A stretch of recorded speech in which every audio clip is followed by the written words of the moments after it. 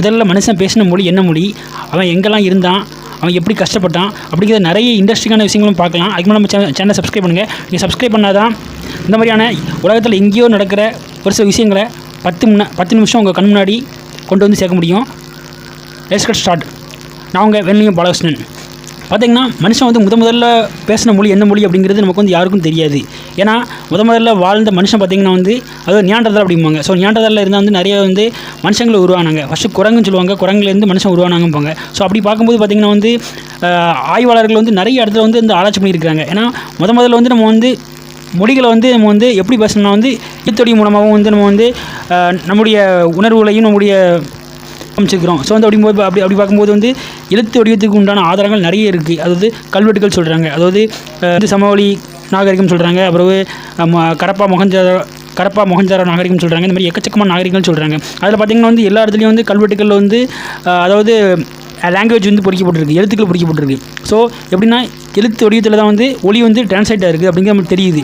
ஆனால் அங்கே உள்ள மனுஷங்க எப்படி வாழ்ந்தாங்க, அவங்க வந்து எந்த மாதிரியான ஒரு கல்ச்சரை ஃபாலோ பண்ணாங்க அப்படிங்கிறது வந்து நமக்கு வந்து இடத்துக்கு இடம் வேறுபடும். ஏன்னா வந்து ஒரு 100 பேர் ஒரு 200 பேர் இருக்கும்போது ஒரு குரூப்பாக இருப்பாங்க. அப்படி குரூப்பாக இருக்கும்போது பார்த்திங்கன்னா வந்து அவங்களுடைய அந்த இடத்து அந்த மாதிரி அவங்களுக்கு வந்து எப்படி வந்து அவங்க வந்து அந்த குரூப்பில் வந்து இது பண்ணுறாங்களோ அது அந்த மாதிரி தான். இல்லை 100 பேர் 200 பேர் இருக்கிற இடத்துல பார்த்திங்கன்னா வந்து எல்லாமே வேறுபடும். ஏன்னா வந்து இப்போ வந்து ஒரு 100 பேர் இருக்காங்கன்னா அவங்களுக்கு ஒரு தலைவன் இருக்காங்கன்னா அந்த தலைவன் வந்து அதாவது இப்போ வந்து மழை வருது அப்படிங்கும்போது வந்து ஒரு சைகையால் வந்து காமிச்சிருப்பாங்க. அது வந்து ஆரம்பத்திலே அவங்களுக்கு வந்து பழக்கப்படுத்தியிருப்பாங்க. ஸோ பழக்கப்படுத்தினால வந்து அவங்க வந்து அப்படின்னா அந்த மழை வந்தால் வந்து அவங்களுக்கு இப்படி தான் வந்து ஒரு உதாரணம் காமிக்க மாதிரி ஒரு நிகழ்ச்சி இருந்திருக்கும். ஸோ அப்படி அதை அவங்க மெயின்டைன் பண்ணால அது அப்படியே அவங்களுக்கு போயிருக்கும். அதே போல் வந்து ஒன்றுக்கும் வா அப்படின்னு சொல்லி சொல்லும்போது வந்து அதுக்கு வந்து ஒரு சைகை காமிச்சிருப்பாங்க, போ அப்படின்னு சொல்கிறதுக்கு ஒரு செய்கை காமிச்சிருப்பாங்க. ஸோ அந்த கூட்டத்தில் வந்து தலைவனோ இல்லாட்ட வந்து அந்த வழியில் உள்ள மக்களோ வந்து என்ன வந்து பின்பற்றிருந்தாங்களோ அதை வந்து அவங்க செய்ய காமிக்க மூலம் அவங்கள வந்து பின்பற்றவங்க வந்து அதை வந்து கடைபிடிச்சிருப்பாங்க. ஸோ இது வந்து இடத்துக்காக நான் சொன்ன மாதிரி நிறைய வேறுபட்டே தான் இருக்கும். ஏன்னா வந்து இப்போ வந்து உதாரணத்துக்கு வந்து நம்ம வந்து இந்தியாவில் எடுத்துக்கிட்டிங்கன்னா இந்தியாவில் வந்து நிறைய சமவெளிகள் இருக்குது. அப்புறம் அதேபடி பார்த்திங்கன்னா வந்து இந்த ஆட்டு சமவெளிகள் இருக்குது. அப்புறம் காடுகள் நிறைய வந்து போன்ற பகுதிகள் இருக்குது. அப்படிங்கும்போது பார்த்திங்கன்னா வந்து எல்லா இடத்துலையும் வந்து அவங்க அந்தந்த வெப்பநிலைக்கு ஏற்ப மாதிரி வந்து அதாவது ட்ரெஸ் போட்டிருப்பாங்க. சிலவங்க வந்து அந்த ஆடை இந்த இல்லாமல் வந்து இலைதலைகளை வந்து கட்டிட்டு வாழ்ந்துருப்பாங்க. ஸோ அந்த மாதிரி நிறைய இருக்குது. ஏன்னா வந்து மனுஷன் வந்து முதல்ல பார்த்திங்கன்னா வந்து ஆடைகள் இல்லாமல் தான் வாழ்ந்தான். அப்படி வந்து தொட்டு வரும்போது தான் வந்து மனுஷங்களுக்கு என்னாச்சுன்னா வந்து அந்த ஒருத்தங்க பார்க்கும்போது வந்து ஒரு சேமாக இருந்த மாதிரி இருந்துச்சு. அதுக்கப்புறம் தான் வந்து ஆடைகளை வந்து மனுஷன் வந்து உடுத்த ஆரம்பித்தான். அப்படி தான் வந்து நாகரிகம் வந்து படிப்படியாக வளர்ந்துருச்சு. அதாவது மொழி அப்படிங்கிறது வந்து பார்த்திங்கன்னா வந்து ரொம்ப டிஃப்ரெண்ட்டானது தான். ஏன்னா நம்ம என்ன சொல்கிறோம் அப்படிங்கிறது வந்து புரிஞ்சுக்கிறது தான் மொழி. அது வந்து மொழிகள் வந்து பார்த்திங்கன்னா வந்து 6500 மொழிகள் பேசப்படுது இந்தியாவில் இல்லை உலகத்தில். அப்படிங்கும்போது வந்து அந்த மொழிகள் வந்து நம்ம வந்து கரெக்டாக வந்து குறிப்பிட்டு வந்து சொல்ல முடியாது. இப்போ எழுத்துக்கள் வடிவத்தில் வந்து பார்த்திங்கன்னா வந்து எழுத்துக்கள் இதான் இருக்குது. ஸோ வந்து இது தமிழ் வந்து இது வந்து பண்டைய காலத்தில் தோன்றிய மொழி. ஸோ இது பார்த்திங்கன்னா வந்து இது இங்கிலீஷ், இது வந்து இப்போ தான் தோன்றி இருக்குது அப்படின்னு சொல்லலாம். ஆனால் இது வந்து கல்வெட்டுகள் மூலமாக இது வந்து நமக்கு வந்து தெரியுது. ஆனால் பேச்சுங்கிறது பார்த்திங்கன்னா வந்து நமக்கு வந்து ஒரு கான்வர்சேஷன். அந்த கான்வர்சேஷனை வச்சு பார்த்திங்கன்னா வந்து ஆராய்ச்சியாளர்கள் வந்து நிறைய ஒரு இதை வச்சு வந்து நிறைய மிருகங்களை வச்சு வந்து அதாவது வந்து ஆராய்ச்சிகள் நடத்தியிருக்காங்க. அதில் பார்த்திங்கன்னா குரங்களை வச்சு வந்து அவங்க ஆராய்ச்சி பண்ணும்போது பார்த்திங்கன்னா வந்து அது சிம்பன்சிஸ் குரங்கு வச்சு பண்ணியிருக்காங்க. அப்புறம் வெறுவட்டை வச்சு பண்ணியிருக்காங்க. அப்புறம் இதிலே வந்து சிம்பன்சிஸ்லேயே வந்து ஜஸ்டஸ் அப்படிங்கிற வகையில் உள்ள குரங்கு இருக்குது. அப்புறம் வேஷோஷ் அப்படிங்கிற குரங்கு இருக்குது. நிறைய இது மாதிரி இருக்குது. ஸோ அதுக்கெல்லாம் வந்து நம்ம வந்து பண்ணும்போது வந்து ஒரு ஆப்பில் எடுத்துகிட்டு வா அப்படின்னு சொல்லும்போது பார்த்திங்கன்னா வந்து ஒரு இது சொல்லியிருப்பாங்க. அதாவது வந்து எடுத்துகிட்டு வரும் அப்படிங்கும்போது அது வந்து ப்ராக்டிஸ் பண்ணியிருப்பாங்க.